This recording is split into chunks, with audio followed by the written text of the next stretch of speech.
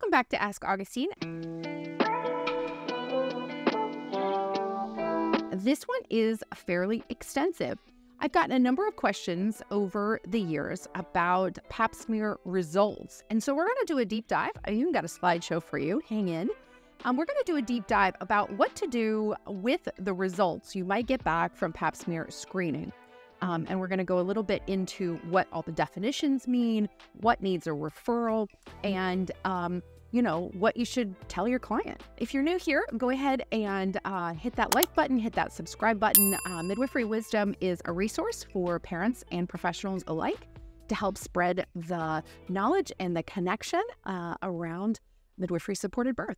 Okay, so we're here to talk about pap smear, or really cancer screening. And this is a brief on what the results mean.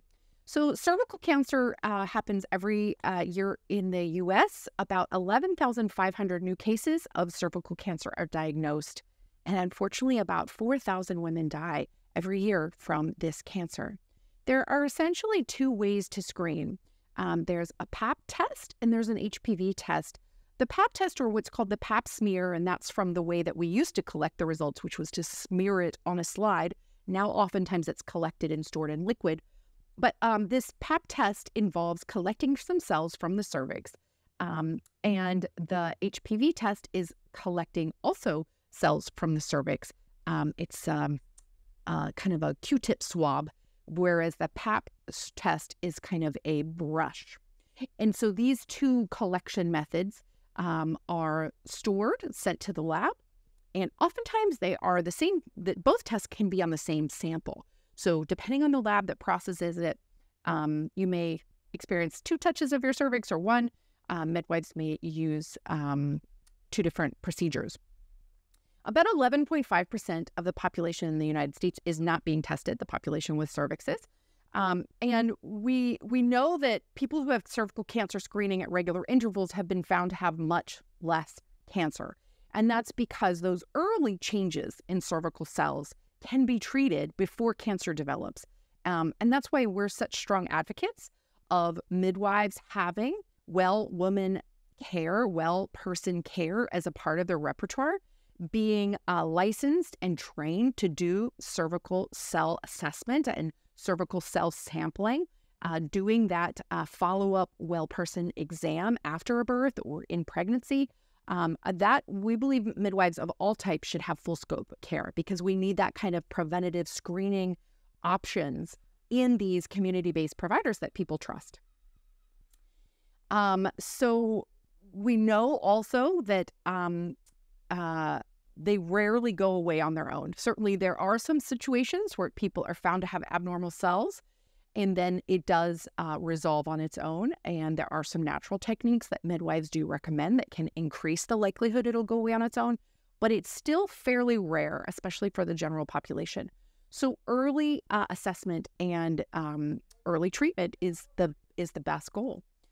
So that regular screening is so important, and it's because the HPV virus that is oftentimes responsible for so much of the cell changes, that HPV virus can bloom and go dormant, and bloom and go dormant. And that's why there can be changing results over the span of 30 years. And if you are a sexually active female, it's very important that you have those screening regularly. So when you get HPV testing results back, there will essentially be 2 results: negative, which means the high-risk HPV viruses were not found, and positive, which means they were found. The pap test, however, has multiple results. So we could have a normal pap results. This means that no abnormal cells were found. Then we could also have unsatisfactory results, and that is that the sample sent in for testing was not adequate, was too dry, there was too much blood or mucus, and so that needs to be a retest. And then there's also the possibility that there was abnormal test results, and this is when there are abnormal cells present in that sample. From the abnormal list of cells, there are multiple different types of abnormal. So one of the most common that we get back is called ASKAS, or atypical squamous cells of undetermined significance. And this is definitely the most common. It means that the cells don't look completely normal, but it's not clear if the changes are caused by HPV. Other things that can cause cells to look abnormal are literally just irritation, an infection like a yeast infection, different growths like polyps, and of course changes in hormones that can occur during pregnancy and or menopause. So this is one of the reasons why doing the HPV test along with the Pap test is so important, because if the HPV test is positive with an ASKAS result, referral is definitely warranted to next level testing, because that HPV can be the reason for that atypical squamous cell result. If the HPV test comes back negative with ASKAS, then that client is really appropriate to be kept in midwifery care and just encourage them to be screened more often, so like in 6 to 12 months. You might get an AGC, atypical glandular cell response back. This could mean that some glandular cells were found that do not look normal, and this can be more of a serious problem involving the organs above, like the uterus. And so definitely a referral for colposcopy there.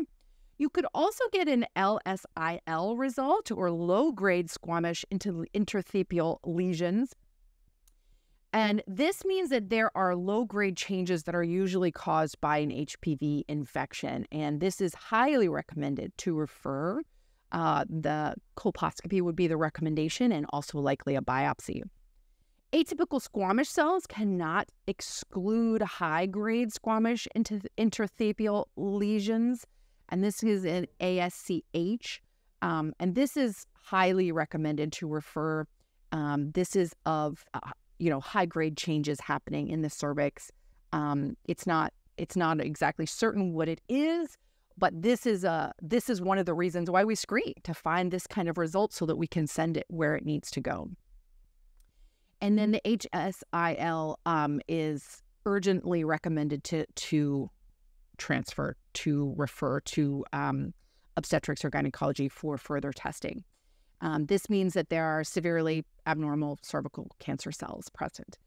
You won't get these results very often, but the ones that you do need immediate attention. You may also get an AIS result, and this is an adenocarcinoma in situ, and this means there's an advanced lesion already present. I've personally gotten one of these results back, and this person needs immediate treatment, oftentimes with oncology. Cervical cancer cells, either squamous cell carcinoma or adenocarcinoma, again, are also potential. This is a very rare finding. 4,000 people in the whole nation get diagnosed, or 11,000 in the whole nation get diagnosed every year. So it's not going to be highly likely that they're going to end up in your office. But imagine if they did, and you could help them with this information, refer them where they need to go. Another big part of the midwifery exam is a full visualization of the cervix. And so, of course, using the speculum, we would move the vaginal canal enough to be able to visualize the cervix. And it should look normal. It should look pink, smooth like a donut, like we say. If we start to see these actual obvious lesions on the cervix, that should be very concerning, and can also be reason for referral. They can use those higher level magnifying biopsy tests to be able to figure out what's going on. Certainly, yeast can be irritating and is very benign. It's not cancer. And so not everything you see is very, very concerning, but everything you see that's abnormal should be reason for referral. So a few little notes about cervical changes. Before the cervical cancer forms in tissues of the cervix, the cells of the cervix go through some pretty abnormal changes called dysplasia. And this is just an example of that microscopic view of how those cells change over time. They're kind of growing up, becoming elongated, and then eventually abnormally shaped as well. A colposcopy, here's a few definitions for you, because a lot of midwives are like, you have to go get a colposcopy, but they don't really understand what it is. So during a colposcopy, a speculum is used to visualize the cervix, And then a vinegar solution is applied to the cervix to help show any abnormal areas. The provider then places an instrument called a colposcope close in the vagina, and it has a bright light and a very intense magnifying lens, and they can look at the cervix in very detailed ways for any of those abnormal lesions that are either visible or were able to be cultured. And a colposcopy oftentimes includes a biopsy, so that with that very close-in look, they're going to take a little tiny bite of some of those cells to be sent to the lab to have further testing. That biopsy is pretty straightforward. It's not particularly painful, although there can be some cramping. Bleeding and or discharge may occur afterwards, so that's something to warn your clients about. With the biopsy finding, the finding is then graded on a scale of 1 to 3 for that cervical intracepial neoplasia. And this CIN is the grade name. It is based on how abnormal the cells look under the microscope and how much of the cervical tissue is affected. So someone who goes in for further biopsy results might get back a CIN results 1, 2, or 3. And again, this is definitely outside of the scope of most midwifery practices. This is somebody, an OB-GYN or a GYN is going to be managing this. But oftentimes, if you were the one to first catch the abnormality, they're going to still come back to you for advice and guidance. And so knowing what these mean is really important. The treatment for high-grade cervical changes is to remove and destroy any abnormal cervical cells so that we can get rid of that higher chance of cervical cancer forming. And some of these treatments are also used even in early stage cancer. So we might have heard of a LEEP before. This is a loop electrosurgical excision procedure where there's a very thin wire loop through which this electrical current is passed, and it removes abnormal tissue. So it's a loop because obviously we're in a tight space. So that's kind of how that is created. This can be done in a doctor's office. It's usually not very painful, although local anesthesia can be offered. It only takes a few minutes. Cold knife conization is also an option, and this is literally just scalpel removing the affected tissue. This is usually done under general. Laser therapy is another option, and this is an outpatient procedure, and much like laser would be used on a growth anywhere in the body, it can be used on the cervix as well, and it can be done under general or local. And then cryotherapy is kind of a newer technique. This is only a few minutes. It does not require anesthesia. It's done usually in a doctor's office, and it's like freezing the abnormal tissue. So that happens like with a wart or something. It's the same sort of procedure, but obviously on the cervix. When there is obviously CIN3 stage, or obviously very abnormal cells that have begun to spread, a total hysterectomy is sometimes offered, and obviously this is shocking and scary. So knowing that is sometimes the recommendation, and if that is the recommendation, it's because it's already advanced very far. You should know about that. Okay, so let's talk a little bit quickly about the schedule of Pap testing and HPV screening, and this comes from ACOG. So women between ages 21 and 29 should have a Pap test every 3 years. And HPV testing can also be considered, but Paps are recommended during those times. So if you're under 30 and you're sexually active, every 3 years, you should have this assessment. Women aged 30 to 65 kind of have 3 options for testing. They can have both every 5 years. They can have the Pap alone every 3, or they can have HPV alone every 5. There's kind of no real benefit. They're not seeing a big difference between these 3 options. The HPV test, I feel like, and my research has shown me that it's really important to offer if that person is sexually active with multiple partners, and or their partner is sexually active with multiple partners. If they are in a monogamous committed relationship without outside partners, then then the Pap alone seems like a really valid test. We're just looking for cervical changes. We aren't looking for the introduction of new viruses. But either way, kind of the general spiel is over 30 every 5 years. And then adding the HPV is generally recommended.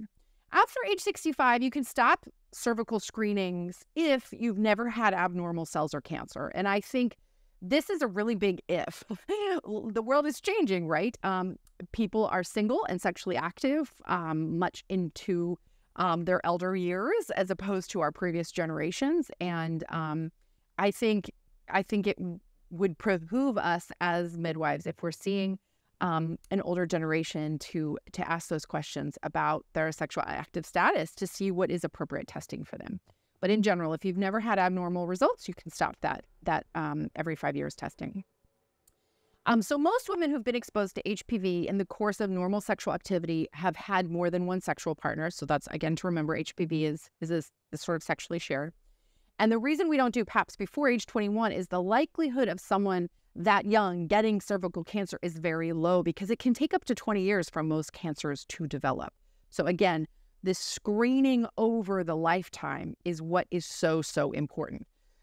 So I always like examples. You have someone in college, they have a few partners, they get exposed to HPV, then they become monogamous, which is a pretty common standard pathway, get married, have some babies.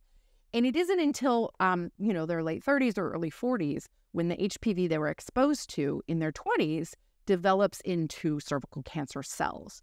And so if we've done the screening every 3 or 5 years, depending on their age, through that process, we're going to catch those early changes and be able to recommend treatment before they're in that really horrible cycle of cancer.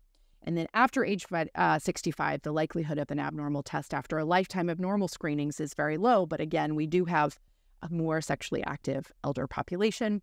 STDs are on the rise above 65. So that would be, again, an individual counseling process.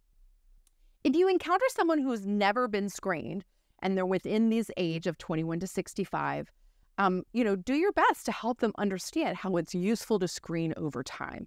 I hope this was helpful to you. As always, if you have questions for me, go ahead and drop them in the chat. Send us a DM on social media. Drop an email on the website, anywhere that you can reach us. I am happy to answer questions directly, and I make them either very simple or very complex, depending on the nature of the question. So anything is acceptable, and we love to help you out here at Midwifery Wisdom.